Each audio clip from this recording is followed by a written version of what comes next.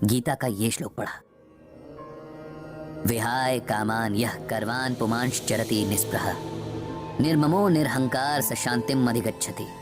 इस श्लोक में भगवान श्री कृष्ण ने अर्जुन से कहा है कि जो मनुष्य सभी इच्छाओं और कामनाओं को त्याग कर ममता रहित और अहंकार रहित होकर अपने कर्तव्यों का पालन करता है, उसे ही शांति प्राप्त होती है। अब सरल शब्दों में इसका मतलब सुनो। जब हम कोई भी काम करते हैं, चाहे वो अपना रोजमर्रा का काम हो या किसी की मदद करने जैसा काम, यदि हम किसी भी तरह के स्वार्थ या अहंकार से भर कर करते हैं, तब हमें किसी भी तरह से उस काम का सुकून नहीं मिल पाता। अब जैसे हम किसी की मदद करना चाहते हैं, देखा जाए तो ये बहुत अच्छा विचार है, लेकिन इसके साथ ही हम ये भी सोचते हैं कि भाई हमारी वाहवाही हो, इस मदद या दान के बदले हमें पुण्य मिले, हमारे पाप कटें। तब हम निस्वार्थ भावना से दान नहीं कर रहे। इसीलिए हो सकता है कि हमें पुण्य तो मिल जाए लेकिन शांति न मिले। ये रूल जीवन के हर काम पर लागू होता है।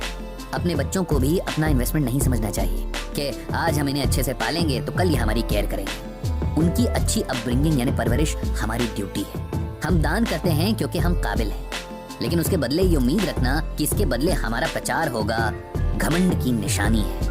और ईश्वर उस हृदय में वास नहीं करते जहाँ घमंड हो। इसी तरह उस हृदय में सुकून को भी जगह नहीं मिलती।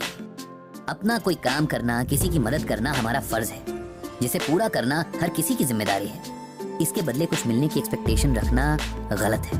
वर्मा साहब, आपने जीवन भर मेहनत की, आपको लगता है कि आपके परिवार को आपके प्रति थैंकफुल होना चाहिए। वे होंगे भी, लेकिन इस एहसान का शुक्रिया वे एक समय के बाद करना बंद कर देंगे। लेकिन आप उनसे हर समय ये सुनना चाहेंगे। ऐसा ना होने पर आपको दुख होगा, जबकि देखा जाए तो आपने किसी पर कोई एहसान नहीं किया। आपने जो किया वो परिवार के सदस्य होने के नाते आपकी रिस्पॉन्सिबिलिटी थी।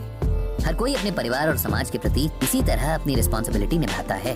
आप पूजा पाठ करते हैं, ये भी उस भगवान के प्रति हमारा फर्ज ही है, जिसने हमें मनुष्य के रूप में जन्म दिया और इस धरती के सभी सुख भोगने का अवसर दिया। अपनी पूजा का प्रदर्शन करके भी हम उस सुख से हाथ धो बैठते हैं। इसीलिए कोई भी काम बिना घमंड और सेल्फिशनेस के किया जाना चाहिए, तब मन पर किसी तरह का बोझ नहीं होता।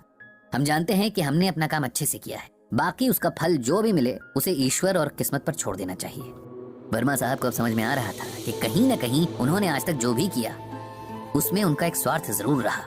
लोगों द्वारा उनके एफर्ट्स को स्वीकारे जाने